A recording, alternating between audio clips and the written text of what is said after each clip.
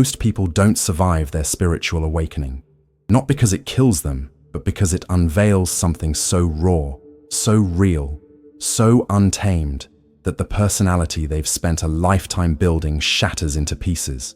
They retreat, they numb, they return to the dream. Because truth, real truth, doesn't free you first. It breaks you. It breaks the illusions you worshipped, the stories you clung to, the masks you wore so long they became your skin. This is the part no one talks about, the part left out of every romanticized version of enlightenment, the screaming silence, the psychic death, the soul quake that leaves you trembling in a world that no longer makes sense. They tell you awakening is light, but that's only half the truth. The other half lives in shadow. And the moment you see through the veil, the world begins to dissolve, not physically, but existentially. The meaning you assign to everything collapses. Who you thought you were collapses. Your beliefs, your gods, your goals suddenly become hollow echoes in a chamber you can no longer live inside. This is what Carl Jung meant when he said, "There is no coming to consciousness without pain." Because awakening doesn't arrive as comfort. It arrives as crisis. It begins the moment the life you've built starts to feel like a lie. Not a malicious lie, but a necessary one. A scaffolding to protect you from truths you weren't ready to face. But now you're ready, or at least something inside you is.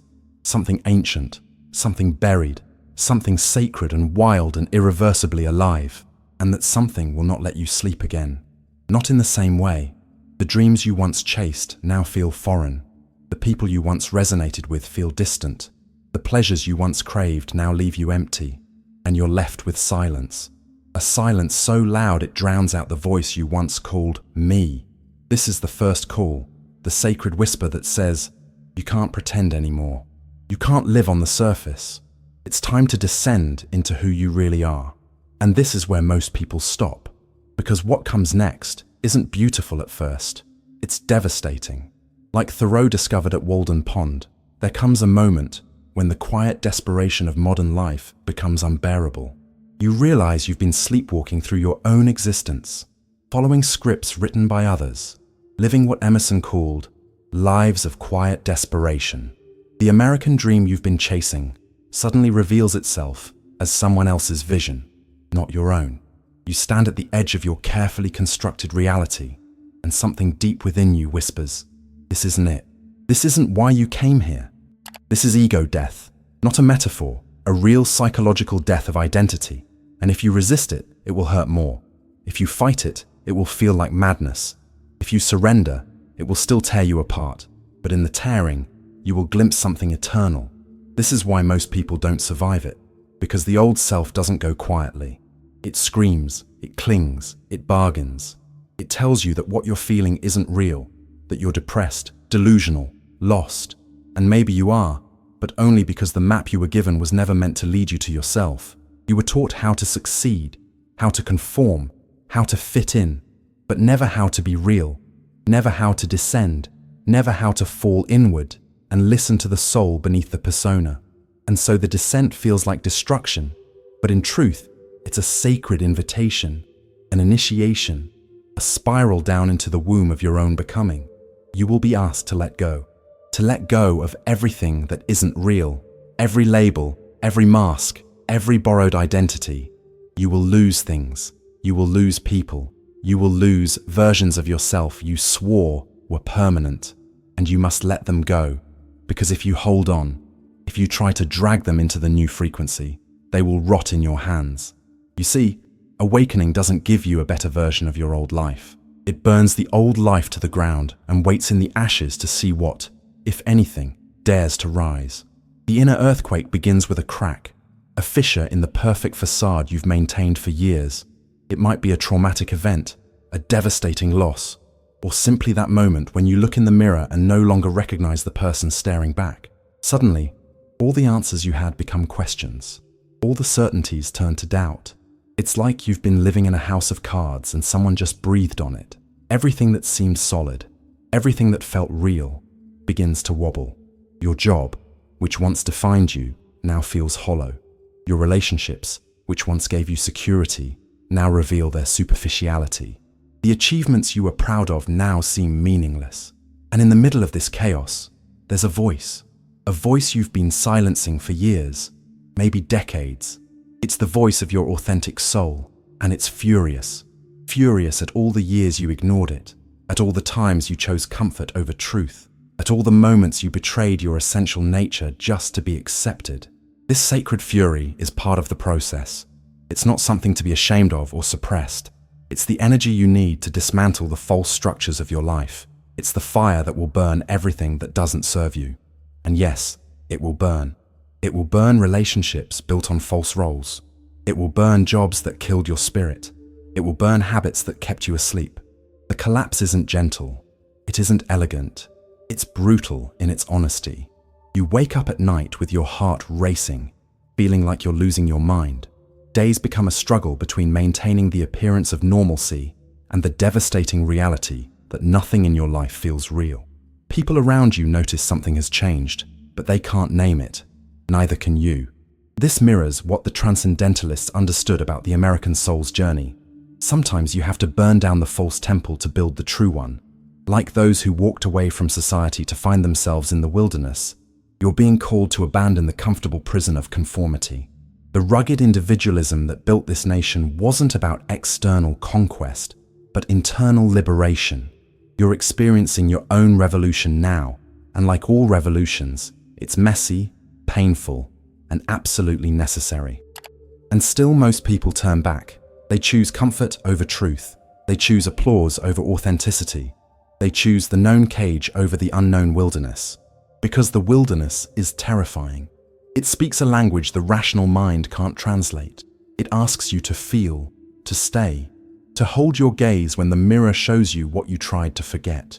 It shows you your shadow, not as an enemy, but as a long-lost part of you, begging to come home. The part that raged, the part that cried, the part that manipulated, feared, controlled, the part that didn't get love and so learned to survive without it.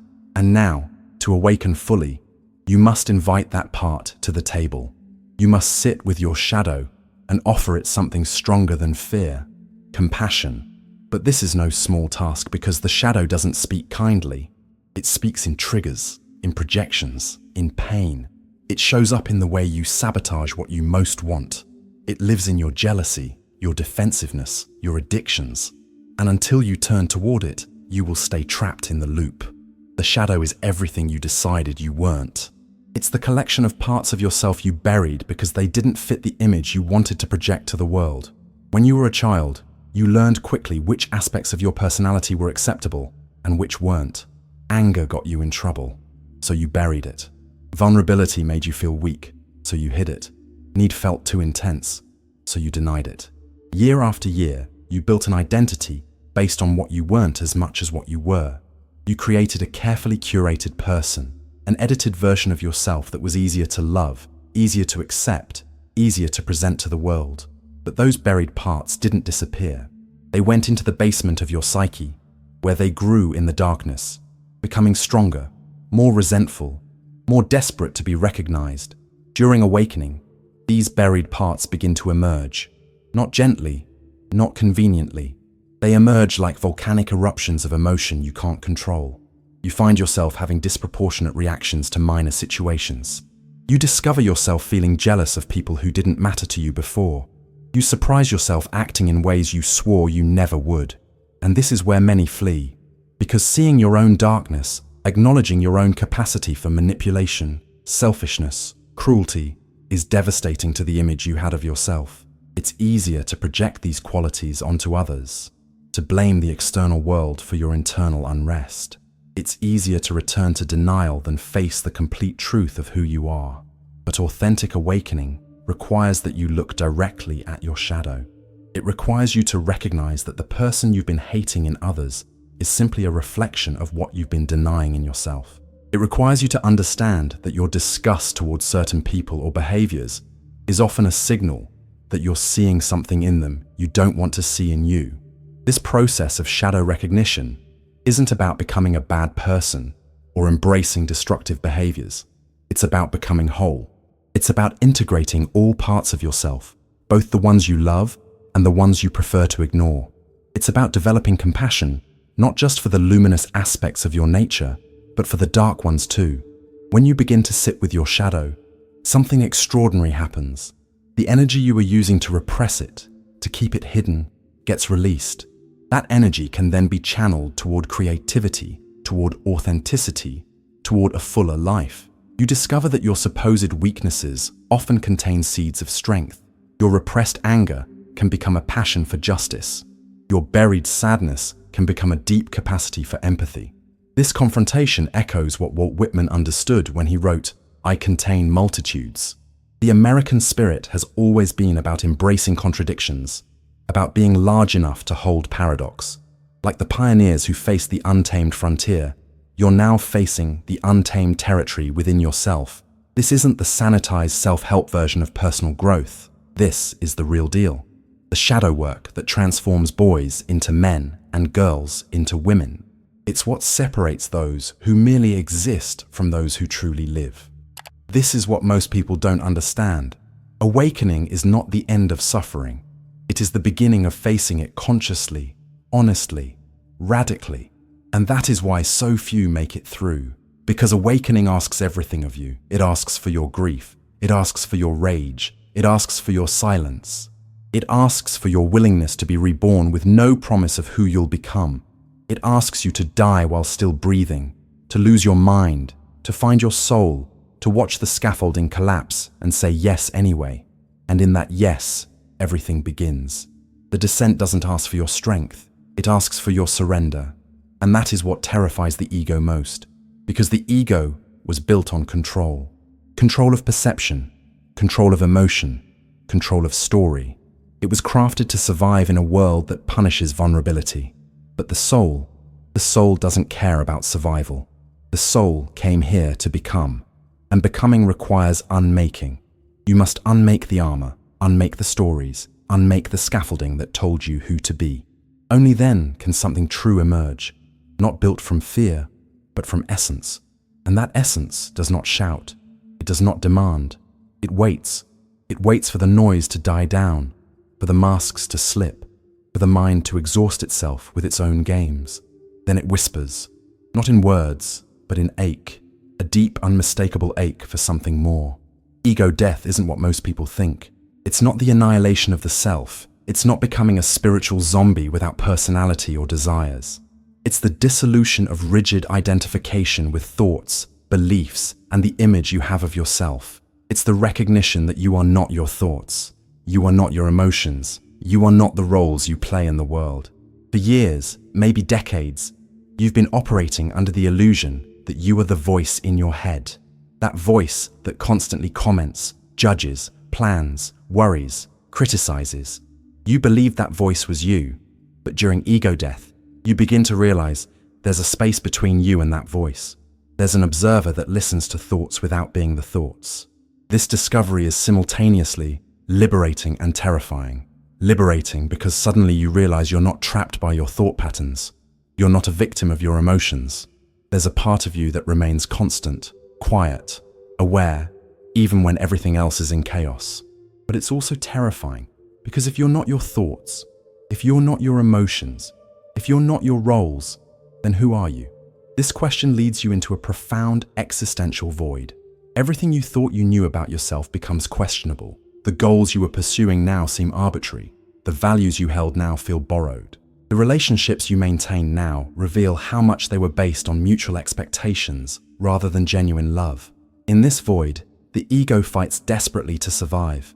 It creates crises, drama, urgent problems that require your immediate attention. It makes you feel that if you don't return to your old patterns, something terrible will happen. It convinces you that this awakening process is dangerous, that you're wasting your time, that you should be doing something more productive. But surrender requires that you ignore these pleas from the ego. It requires that you sit in uncertainty without trying to resolve it immediately. It requires that you remain in not knowing without running toward false answers. It requires that you trust a process you can neither control nor predict. This is perhaps the hardest part of awakening, learning to trust without evidence, trusting that the dismantling of your identity isn't your end, but the beginning of something more authentic. Trusting that the chaos you feel isn't permanent, but transitional. Trusting that there's a deeper intelligence working through this process, even when you can't see or understand it. During this phase, you might experience what mystics call the dark night of the soul. Days, weeks, even months, where you feel completely disconnected from any sense of purpose or meaning, where activities that used to give you pleasure now feel empty, where people who used to matter now seem like strangers. This dark night isn't depression, though it might feel like it. It's not mental illness, though it might seem so. It's a sacred process of cleansing, where everything non-essential is being stripped away so you can discover what you really are underneath all the layers of conditioning. This experience resonates with what the American pioneers faced crossing the Great Plains, that vast emptiness where all familiar landmarks disappeared and only faith could guide them forward. Like those settlers who had to trust the compass when the horizon offered no hope, you're learning to navigate by an inner knowing that defies logic. This is your personal manifest destiny, not conquering external territory, but claiming the undiscovered country of your own authentic self. And slowly you begin to see that pain was never the enemy. It was the doorway, the crack in the shell, the fault line where the light could enter. You begin to see that the anger, the sadness, the fear, they were never broken pieces.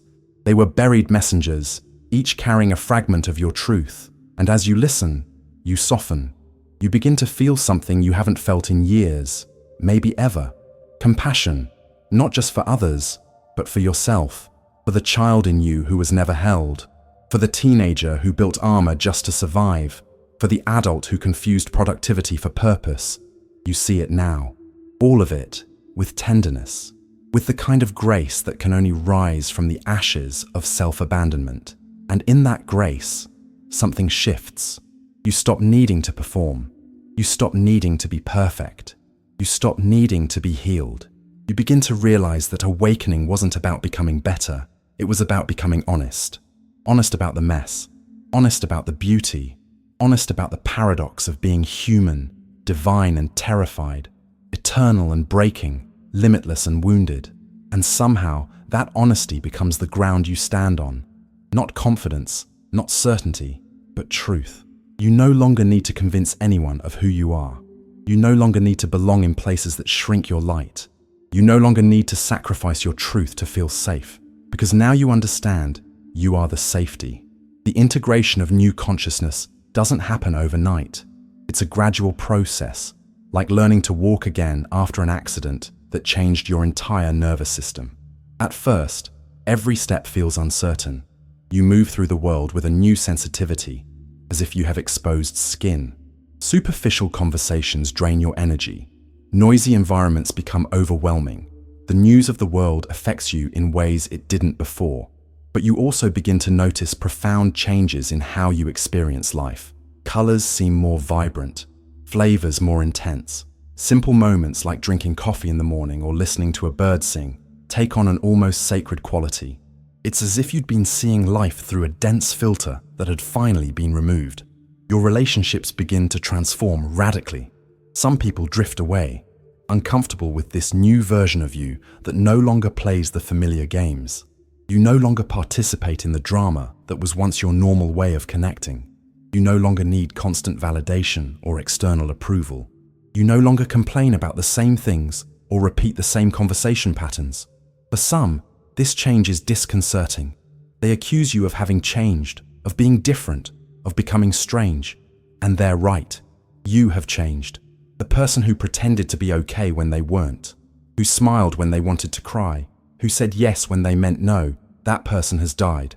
And in their place, something more authentic is emerging. The new relationships you form have a different quality. They're deeper, more honest, more vulnerable. You no longer need to impress anyone or maintain a facade. You can allow people to see you completely with all your imperfections and complexities. And you discover this doesn't make you less lovable, but more human, more relatable, more real. Your relationship with work transforms too. You can no longer tolerate jobs that go against your values or require you to wear a professional mask that feels false.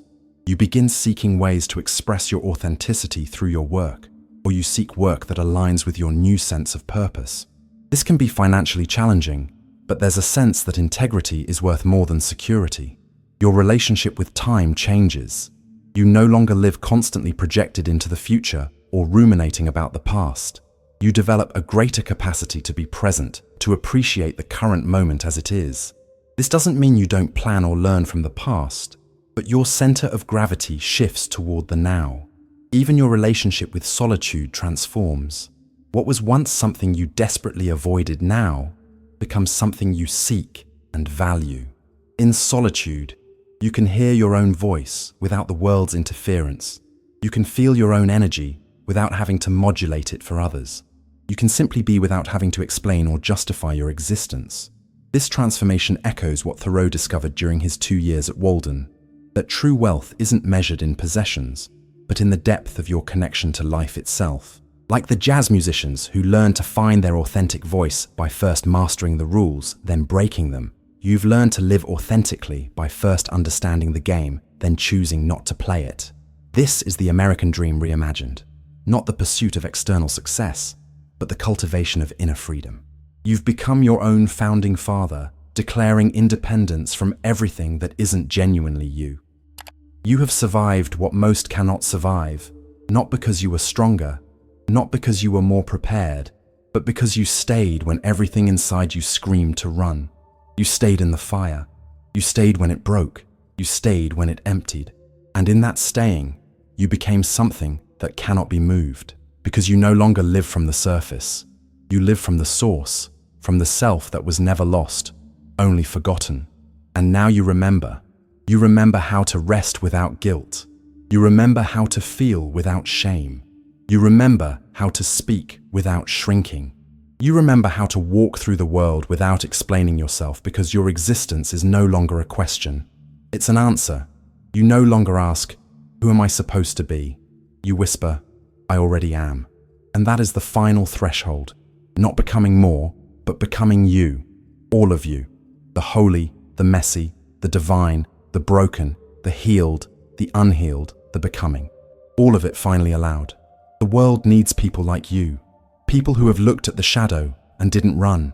People who have felt the void and didn't fill it with distractions. People who have lost everything they thought they were and found something much more real underneath. The world needs mirrors of what's possible when someone chooses truth over comfort. Your awakening doesn't end here.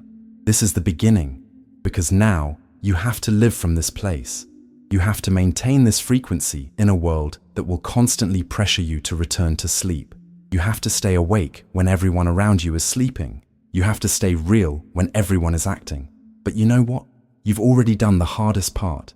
You've already died to who you weren't. You've already been born into who you are. The rest is just practice. Practice being authentic.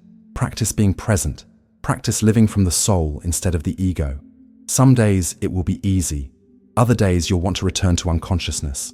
Both are okay. The difference is that now you have a conscious choice.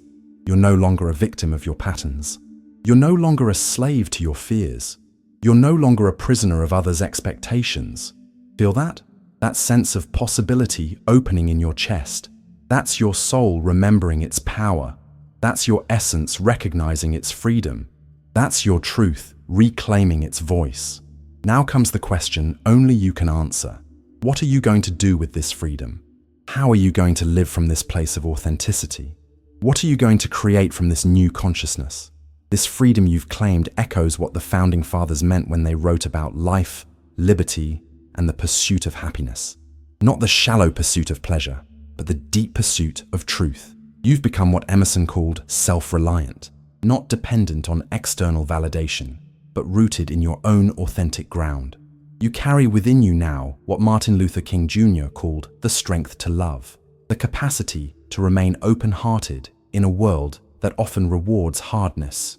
You've discovered what the great American spirits always knew, that true revolution begins within, that the most radical act in a conformist world is to be genuinely yourself. You've joined the ranks of those who chose the road less traveled, and as Robert Frost knew, that has made all the difference. The silent strength you now possess isn't loud or flashy. It doesn't need to prove itself. It simply is. You've become what this country was always meant to produce. Not another carbon copy, but an original. Not another follower, but a sovereign individual who knows their own worth. If you've made it here, to these final words, you're no longer the same person who started this journey. You've crossed the threshold. You've survived your spiritual awakening. You are now one of the few who knows what lies on the other side of fear. Comment, I reclaim my power, if you're ready to step into your sovereignty. If you've made it this far, you've already begun. Your survival is your victory. Your authenticity is your quiet revolution. Your presence is your gift to the world. The fire touched you, but you didn't run, and that changes everything.